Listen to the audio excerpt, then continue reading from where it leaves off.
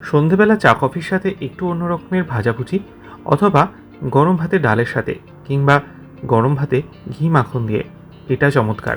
নমস্কার, কুইজিনিয়া চ্যানেলের পক্ষ থেকে সকলকে জানাই সাদর আমন্ত্রণ। আমাদের সবার চ্যানেল কুইজিনিয়াকে সাবস্ক্রাইব করে পাশে থাকা বেল বাটন আর অল আইকন প্রেস করে রাখলেই সব নতুন ভিডিও নোটিফিকেশান আপলোড হওয়া মাত্র পৌঁছে যাবে আপনাদের কাছে।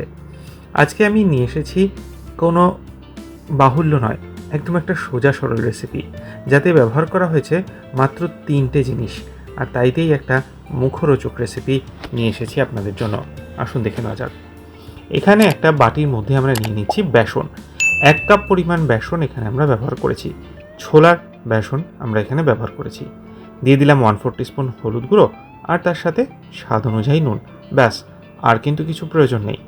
এবার প্রথমে শুকনো অবস্থায় এগুলোকে আমরা মিশিয়ে নিচ্ছি হাত দিয়ে। তারপর এতে আমরা দিয়ে দিচ্ছি জল। অল্প অল্প করে জল দিয়ে একটা ব্যাটার এখানে আমরা বানাচ্ছি। ব্যাটারটার কনসিস্টেন্সি কেমন হবে? খুব ঘনও নয়, আবার খুব পাতলাও নয়। যেরকম আমরা ধরুন আপনারা পেঁয়াজি অথবা আলুর চপ, বেগুনির যে ব্যাটার বানাই, তাই তার থেকে একটু ঘন এরকম কনসিস্টেন্সি হবে। আর হ্যাঁ, ব্যাটারটা বানাবার সময় খুব ভালো করে হাত দিয়ে এরকম জোরে জোরে সময় নিয়ে ফেটাবেন, তাতে ভিতরে এয়ারটা ঢুকবে। আর তার জন্য কি হবে, যে বড়াগুলো ভাজবেন সেগুলো হবে বেশ মুসমুসে। ঠিক এইরকমভাবেই কিন্তু আমি অনেকটা টাইম নিয়ে, প্রায় 5 থেকে 10 মিনিট টাইম নিয়ে কিন্তু আমি এগুলোকে ফেটিয়ে নিয়েছি। বেসনটা যত ভালো ফেটাবেন তত কিন্তু বড়ার টেক্সচারটা ভালো হবে। কড়াইতে নিয়ে নিয়েছি সর্ষের তেল। সর্ষের তেলটা গরম হয়ে গেলে এখানে আমরা দিয়ে দিচ্ছি অল্প অল্প করে ওই ব্যাটারের থেকে। আর তারপর এগুলোকে আমরা ভেজে নেব মিডিয়াম টু হাই ফ্লেমে, মোটামুটিভাবে এপিট ওপিট করে টোটাল 3 মিনিট মতো এটাকে আমরা ভেজে নেব। আর ভাজা হয়ে গেলে এগুলোকে আমরা নামিয়ে নেব। এটা কিন্তু একদম সিম্পল একটা রেসিপি, কিছুই বাহুল্য নেই।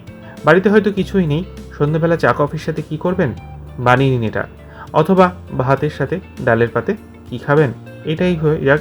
আর না হলে ঘি বা মাখনের সাথে ভাত দিয়েও দারুণ লাগবে। আজকে এই রেসিপিটা এটাই ট্রাই করুন, আর কমেন্টে জানান খেয়ে কেমন লাগলো। যদি ভালো লেগে থাকে বরাবরের মতো একটা লাইক এবং প্রচুর শেয়ার করতে ভুলবেন না যেন। যারা এখনও চ্যানেল কুইজিনিয়াকে সাবস্ক্রাইব করেননি, অনুরোধ করবো চ্যানেলটাকে সাবস্ক্রাইব করে এই পরিবারের সদস্য হয়ে যাওয়ার জন্য। লাইফ ইজ প্রেশাস, গল্পে শেখালে কাল চ্যানেল দুটিকে সাবস্ক্রাইব করতে আজকে ভিডিও ডেসক্রিপশন বক্সে লিঙ্কটা প্লিজ চেক করে নেবেন। সবাই ভালো থাকবেন, সুস্থ থাকবেন। দেখা হবে পরের রেসিপি নিয়ে। আজ এ পর্যন্তই, নমস্কার।